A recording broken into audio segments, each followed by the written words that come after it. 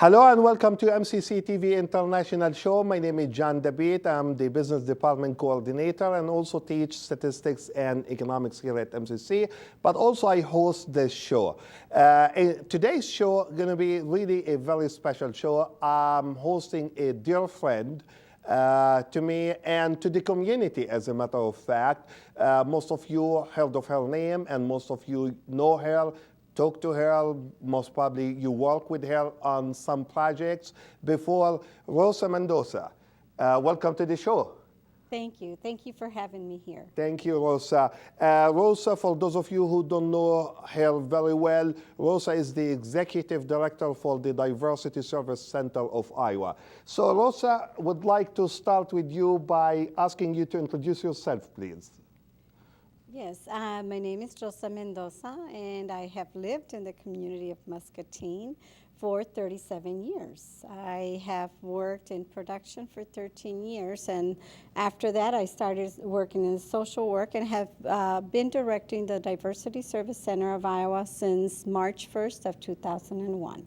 Good to have you with us here. You said 37 years in Muscatine. Before Muscatine? Muscatine, I'm originally from Pharr, Texas. It's spelled P-H-A-R-R, just 10 miles from the border of Mexico. Okay, so well, I'm originally excellent. from Texas. Excellent. Even though you don't have the Texan accent, right? Anyway, well, I know, Rosa, you are well involved in too many projects, too many groups here in the community, in particular, groups that works about diversity, promote diversity and multicultural things. So in the beginning, if you just give us an idea about why you decided to get involved and why it's important for people to know more and learn more about diversity and multicultural issues. Well, actually, when I became interested in getting involved was when I was working in production. I realized that that's not where I wanted to be. I wanted to make a difference in our community. I wanted to help somehow and somewhere. I didn't know where to start, so I did some volunteering with Muscatine Center for Strategic Action, and at that time, that's what it was called. And so they had a multicultural center, and so I volunteered there 1 hour a day. And I realized that I really wanted to help people and make a difference. And so I went back to school. And that was when 3 years later, as I was 13 years at Heinz, I realized that I needed to move on. And they offered me a job where I had been volunteering, and decided to take it. And that was the beginning of my career in making a difference. And I realized that at that time, there was a lot of Latinos coming into the community. There was an increase of the population and the need of interpretations, translations, and then immigration issues. And then I realized how important it was that we needed to assimilate in the community and make a difference. And that's where diversity came. So it's all started with a simple idea that you want to get involved. Yes. And you know, it's always good to know that people feels this way. You know, when you live in a community, you become part of that community, and getting involved is really important because each one of us can add to the value of that environment and the community that we live in. Okay, so you get involved, and as a result of that, you start volunteering. So after that, what's next? I mean, right now, we're going to come all the way till now, what you do as an executive director, but in between that time up to now, the Diversity Service Center, what else did you do? Well, like I said, the job had been offered to me, and realized that I wanted to be part of the community and help. And so when I began that working there for MCSA, I realized that actually what I had taken upon was not just a job, but it was like a mission that I had to help people, to help make a difference in their life.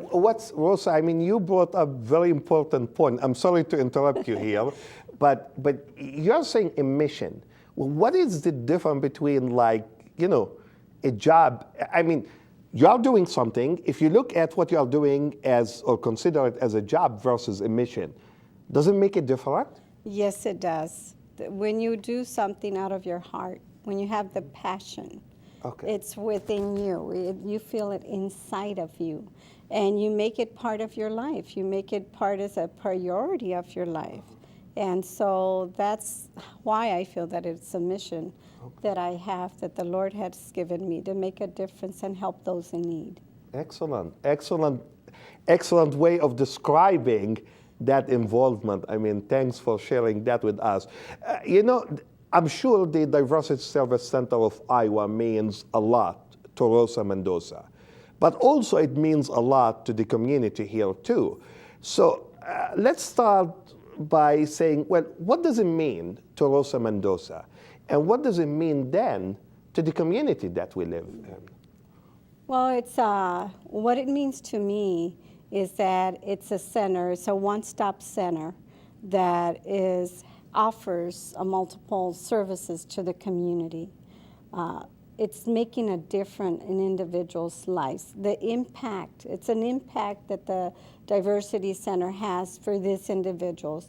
I guess it's not until you're in a situation, if you're an immigrant or you're a refugee, it's not until you come to a different community and you realize that there is a difference.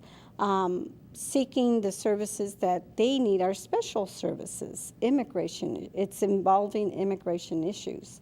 Of course, not everybody has those kind of issues, but then we have our immigrant and refugee population. So coming into a community where they have the resources, the Diversity Service Center of Iowa makes a difference for them. So I see us as a one-stop center for all immigration issues, and I would say for the public in general. Not only does it impact the refugee and the immigrants, but also the community in general. And do you service only people in Muscatine, or do you service people around our community, or from different states, or? We actually do service the western part of Illinois, eastern part of Iowa, and then we do have clients in other states, in Oklahoma, in Florida, in California, in Texas,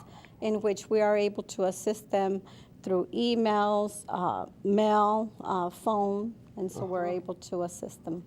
Well, if I ask you, and I'm not quite sure if you will have an answer right away for me or not, but if I ask you, like, how many nationalities or people from different countries did the center help already in immigration/educational issues? I would say, well, last year itself, last year we had 16 different nationalities.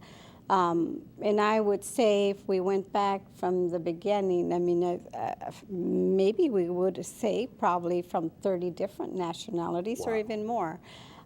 It's beautiful to be able to assist individuals for so many different cultures and learn from them, and to have them sitting in front of me speaking their own native language.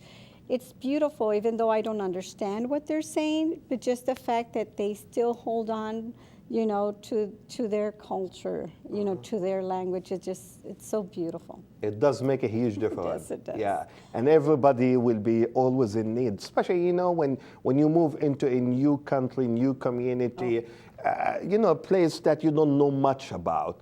I mean, that kind of help is well needed, really, for those people to stand on their legs and do what's right for themselves and for their family. Well, what does the Diversity Service Center mean to the community? Now, we talk about, like, all the what I call the satisfaction that you get by helping people. Because you look at it as a mission, it's obvious that it comes out of your heart to help those people. But to the community, what do you think? To the community, it's an economic impact. What we do, because of the type of service that we provide, when people come into our office, when they gain legalization, when they finally become legal permanent residents of the United States, or when they become citizens. It has a huge economic impact for our community. These individuals, once they are able to obtain their documents, they are able to get a social security number, then get their driver's license, open a bank account, be able to purchase a home, have employment. They would have their insurance, car insurance, health insurance. So the impact that it does to the community is huge. It's a huge economic impact that it brings back to the community by what we serve. Okay. And excuse me. Well, I know that part of what you do at the center is basically immigration. But I know also that part of what you do is what I call educational. You try to educate the community. You try to educate people about the importance of your work. So can we talk a little bit about that program as part of the Diversity Service Center? Yes, we are able to go out and give to civic groups where there's different groups that will give a call and say, Rosa, we would like for you to do a presentation for us, and I will go out and give a presentation. It's about awareness. A lot of the issues, sometimes they want to know, about the immigrant population. What does this mean to our community? What are the changes that are taking place? And so it's all about awareness. So we educate them on the changes and why it's important to have diversity in our community and to have an understanding of each other's culture. Mm-hmm. How about the senior program, which Yes. I know also that this is a big program in that organization. Can you give our audience also an idea about that senior program? Who you cater for, what kind of programs you provide seniors with? Mm-hmm. Our Senior Citizens Program actually started back in 1997, and we have been providing services. We provide a meal site twice a month for seniors that takes place at the Musserville Church. Mm-hmm. And it helps seniors to come together, individuals of the same age, 60 plus is the seniors that we service in all our activities. And it's for them to come together and socialize. And so we do provide a meal site, and we have a senior center where we have 2 activities throughout the month for them. And it's for them to socialize and come together, and it has become, I would say, a support group for one another. Many of them have become widowers, and so it has become a support group.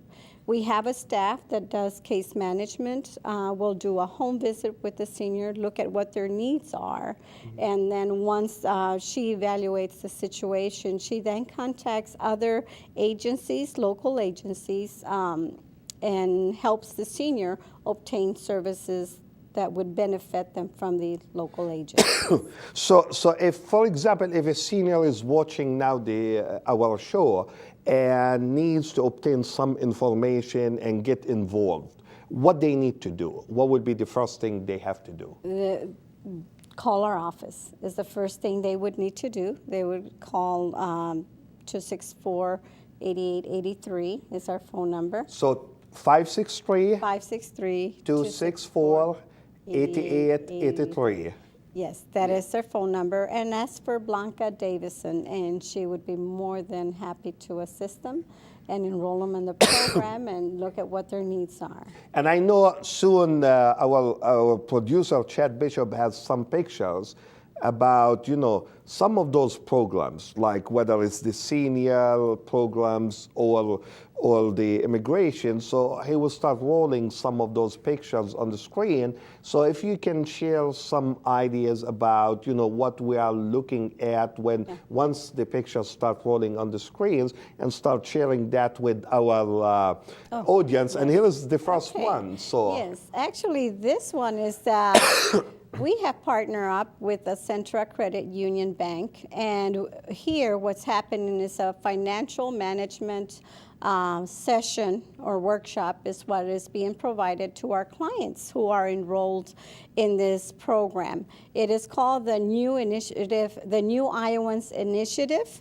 And what it does, it provides mini loans for our clients, whatever process they're doing on immigration. If they do not have the means to pay for our services or immigration fees, then we are able to enroll them in a mini loan, and so then they continue their process, are able to continue their immigration process. That's So, really nice. yes. Yeah. And so this is also another picture with the individuals that are taking that financial management session. Oh. Wow, our international fair, what can I say? A wonderful event.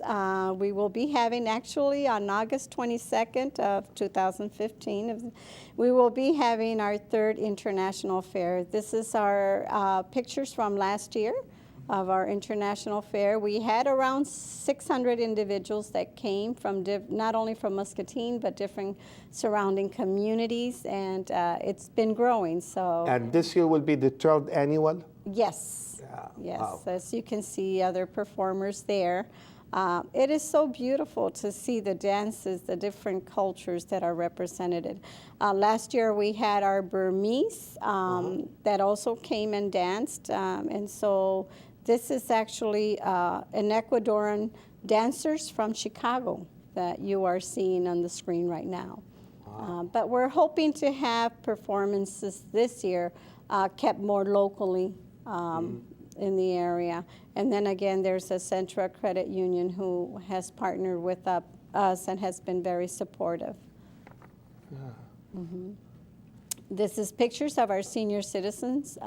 They're at the mill site, at the location, and just having a wonderful time together. Where they also are able, through the mill sites, they're also able to obtain health information that's geared towards them. Are they playing games here? Yes, it's actually the Mexican bingo. It's called the Loteria, and they just love it. That's one of the things that we've seen. We have to have the Loteria game for them. They really enjoy it. And this is at the senior center at our location. And you can see in the middle there is Blanca Davison, who's the program coordinator, and always has different types of crafts for seniors to do. So it's for hand and eye coordination and really helps them. So it's a wonderful program. Oh, we had one of our seniors became a citizen at the age of he's in his 70s. So just to see. Rosa, I mean, if we keep this picture for a little bit, can you describe, you deal with a lot of immigrants.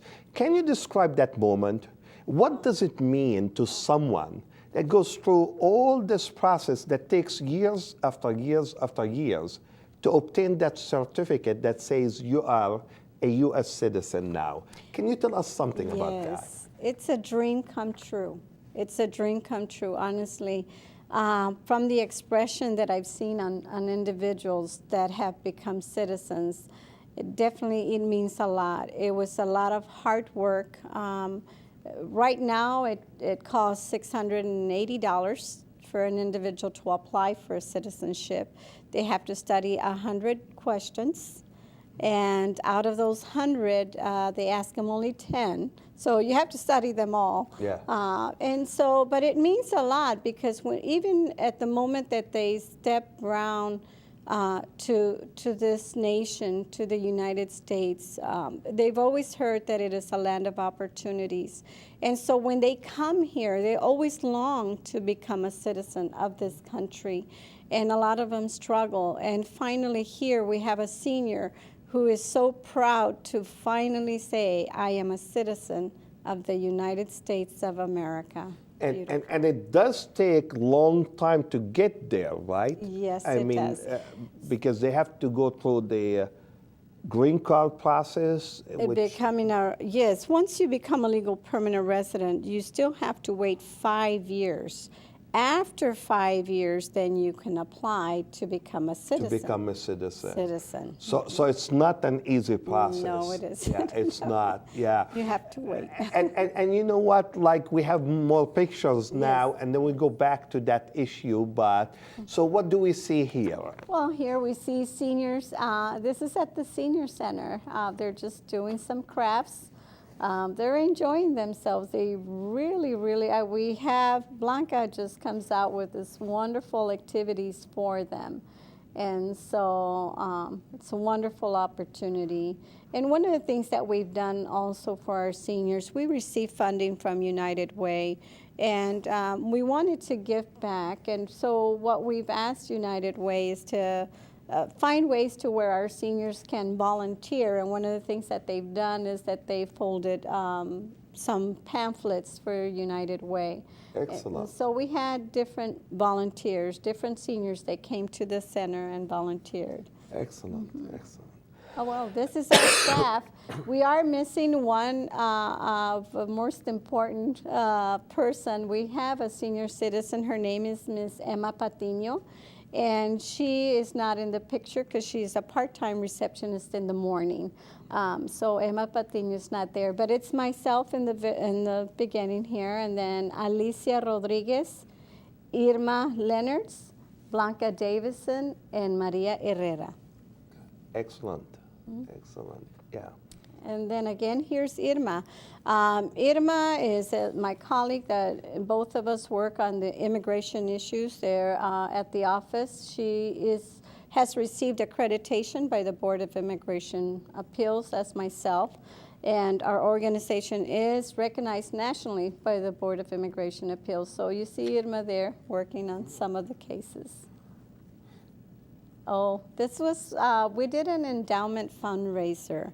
We're glad to have an endowment, and this was the event an endowment dinner that we had for our fundraiser, and just was well attended. This was at the very beginning before people arrived. But I would just say that we had such a wonderful support. And we asked the community to continue supporting us. We do, if you'd like to send a donation to Community Foundation of Greater Muscatine, and just write on the memo, the Diversity Service Center of Iowa, then it will go towards our endowment there at the Community Foundation. This was the entertainment that we had. Wonderful, what could I say? It was well attended, great entertainment. We had a beautiful evening. Just really enjoyed it. Rosa, I know that you are certified or licensed by the Board of Immigration. Yes. To do all this immigration paperwork and so on. Well, what does it mean? I mean, for someone that doesn't know anything about immigration, for example, well, what does it mean to be certified? What it means is that immigration, the board has approved or has recognized that this individual has gained the knowledge on immigration law in order to provide services to the public on immigration issues. We are required to renew our accreditation every 3 years, and we are required to have 40 hours of training on immigration issues. So it's constantly, the laws continue to change, the forms continue to change, and so we're constantly on a daily basis learning. As a matter of fact, today I will be staying at the office late for a training, learning about taxes and DECA, which is also for Deferred Action for Childhood Arrivals, which is a program that started 2 years ago. So that's a challenge. Yes. Laws continue to change, and you need to Yes. to be aware of all this. Yes. Oh my Yes. God. So where do you see yourself 5-10 years from now, Rosa? Well, definitely one of the things that we would like to do, where I would see myself, is working more in the public. I guess more the training, more being out in the public than in the office is where I see myself as the executive director. I would really like to help out in the community in different areas. The leadership, assisting the not only the public, but also our local government, working with our local government to make sure that we come together and have more unity in our community. Oh, thank you, thank you. Well, Rosa, as always, I always give my guests a free minute to say whatever they want to say. So here is your 3 minutes, so you can share whatever you would like. Well, I would like to invite you to come to the Diversity Service Center of Iowa. We are located at 119 Sycamore Street on the 4th floor. Please stop by. Please stop by and learn about our center, learn where we're at. It's always nice to have people who can give you a tour of our office. If you ever wish for us to do a presentation for your groups, church group, any type of groups, I would always be more than happy to go out and give awareness, educate in any issues that you might have. Any concerns, please feel free to give us a call. We are there for you. We are here for the public, and if we don't have the answer, we can refer you to the person that does have the right answer. Well, thanks a lot, Rosa. It's always a pleasure to talk to you and have a chat about all these issues. It does mean a lot to me and to a lot of people here in Muscatine area. To our audience, as always, we try to bring you the best from our community to talk to you about issues that are very important to all of us, because those are issues that we deal with on a daily basis. As I always say, if you have any question and or comments, you can call me at 563-288-6064, or you can email me at jdabeet@eicc.edu. Till next time, Muscatine, bye-bye.